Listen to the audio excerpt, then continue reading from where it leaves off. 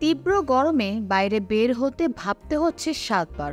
যারা বের হচ্ছেন তারা অনেকেই ব্যবহার করছেন ছাতা। শ্রমজীবীরা দাবদাহ থেকে রক্ষা পেতে মাথায় দিচ্ছেন গামছা বা পরছেন ক্যাপ।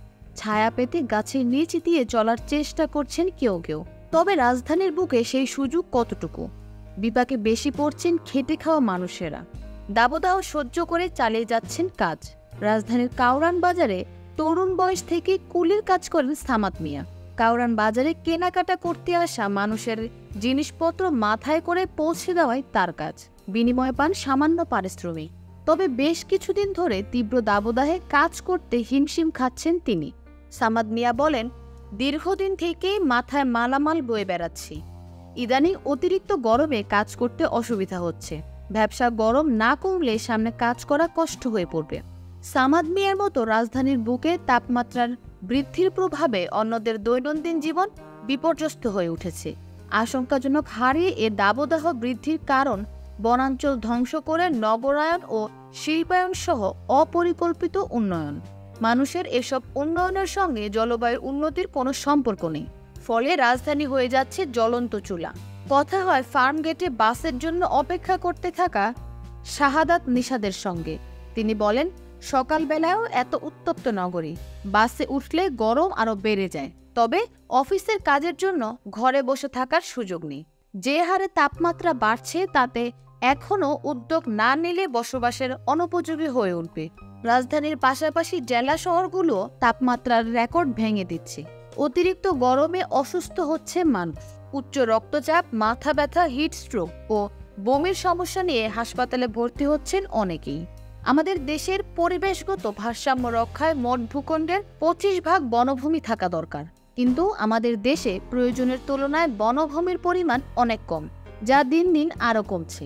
বৃষ্টিপাত কমে যাচ্ছে এবং আবহাওয়া হচ্ছে উত্তপ্ত। পুকুর, দিঘি, জলাশয় ইত্যাদি ভরাট করায় শুষ্ক ও রুক্ষ হচ্ছে পরিবেশ। কোথাও কোথাও বাঁধ নির্মাণ করে নদীর স্বাভাবিক প্রবাহ রোধ করার ফলে শুকিয়ে চর হচ্ছে। দেখা দিচ্ছে খরা, ঘূর্ণিঝড় ও তীব্র দাবদাহের মতো প্রাকৃতিক দুর্যোগ। এসব দুর্যোগ থেকে বাঁচতে গাছ লাগানো ছাড়া কোনো বিকল্প নেই। তবে বন নিধন বন্ধে পদক্ষেপ নেওয়ার পাশাপাশি প্রচুর পরিমাণে গাছ লাগাতে হবে। কেননা গাছ মানবদেহের জন্য ক্ষতিকর কার্বন ডাইঅক্সাইড গ্রহণ করে অক্সিজেন ছড়িয়ে দেয়। ফলে উষ্ণতা কিছুটা কমে থাকে।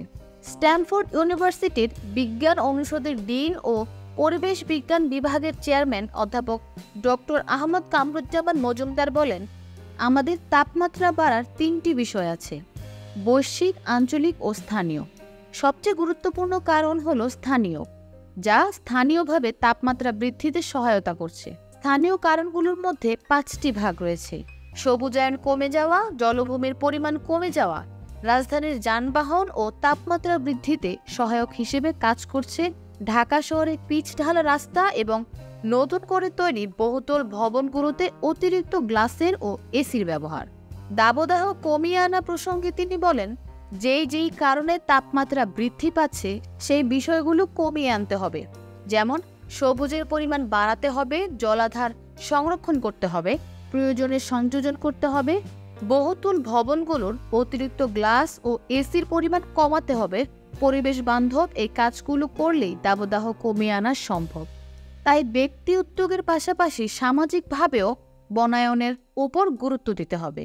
যত বেশি গাছ লাগানো হবে তত বেশি কার্বন শোষিত হবে, পরিবেশ হবে শীতল। গাছ লাগানোতে উৎসাহ ও প্রতিযোগিতামূলক মনোভাব তৈরিতে ভূমিকা রাখা উচিত। তবেই আমাদের মাতৃভূমি মরুভূমি হওয়া থেকে রক্ষা পাবে।